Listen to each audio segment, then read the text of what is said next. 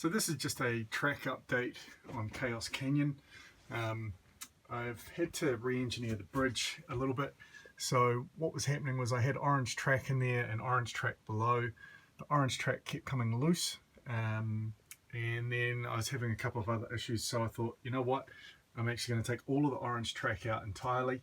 And so I re-engineered the bridge to do it without, just using some palight. Then this is my little cam release lever, so pull that and the bridge drops down, which you'll see with the races. Then I've got two wider than normal lanes running down here. So the reason for that is it makes it a little bit more interesting, because there's a lot of randomness that can happen. Even though the cars themselves can't collide, what happens is they can bounce side to side. So sometimes it's not always about being the fastest, it's about being the straightest. Then into the existing corner that was here.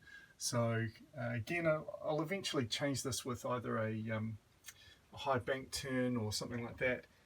And then, because I was getting a lot of cars spinning out coming down the ramp here, you can see I've added in the center rail. It was only to about here before, so I've extended that down. And I've also, because this is the just your foam flooring stuff here, if the cars hit it at this angle, it wouldn't bounce them back out, it would actually stop them and bounce them back. So I've lined that with some palight on the inside here as well, just to, or actually on this side, it's only really the top, because that was where they mostly hit. And then that's just helped give the cars a little bit more straight line. And then I stopped the center lane early so that they can actually cross over.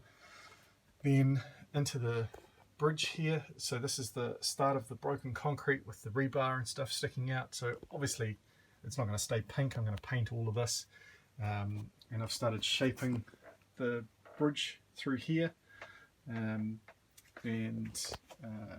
this will all be solid eventually, so I'm going to build like a rock face over this area here. Then down onto the jump, and again I lined this with the palight through here. And I've built a new banked turn, and it's wider. So this is more like 3 cars wide. And if I come down here, you can see it's not a huge big banked turn, but it's enough. Sometimes they'll still come straight down here, slam into this and basically stop. But a lot of the time I get some good speed around the corner. And because it's that little bit wider, so it's about 3.5 cars wide now, there's actually more room to overtake. Even if one car is sideways, you can almost get another one around beside it, which has actually happened a couple of times.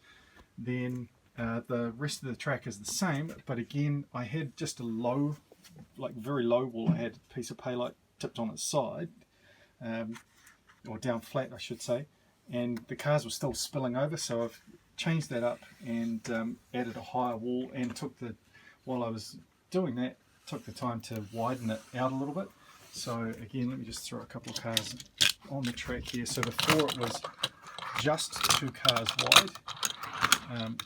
Now you can see there's a good amount of space. So still not 3 cars wide, but wide enough. There's still a narrow choke point there, just because of, you know, this is a sewing machine table that I'm running over. So I still have some things in the way. But if I let these two go, I can squeeze in, and you know, it causes accidents. But there's also been some really good overtaking and stuff coming down through here. Then I'm just working out where to place cameras. Obviously I want something for the jump there and down into the corner. So I'll probably mount something in a tower around about here, or possibly back over this way, looking back into it, so that you can see the landing of the jump and then into the turn for some of the overtaking and stuff. So and then other than that, I'll be running probably along the side just to follow the action through here. And then I'll need some sort of a camera I'm expecting down here, because there have been a couple where it's been really close, like absolute neck and neck, and I'd need a photo finish on it. And I will eventually build a timer. Again, I'm in lockdown at the moment, so I can't just duck out and get stuff, but I will end up with a timer trip on the end here, and I can trigger that off the gate. So like pulling this can activate a timer start, and then I'll probably just have a flip gate here that just gets knocked down so that it doesn't trigger more than once as it goes. Alright, so that's the overview of where I'm at. Really happy with where it's going, and just those few modifications has meant that I can get a lot more cars in a full run of the track, or at the very least getting to the jump, whereas before I was having probably only 50 to 60% would make it, and then I'd go through a period where no one would even get to the jump. They'd just spin out coming down that dip there. So much happier with how it looks and how it's running.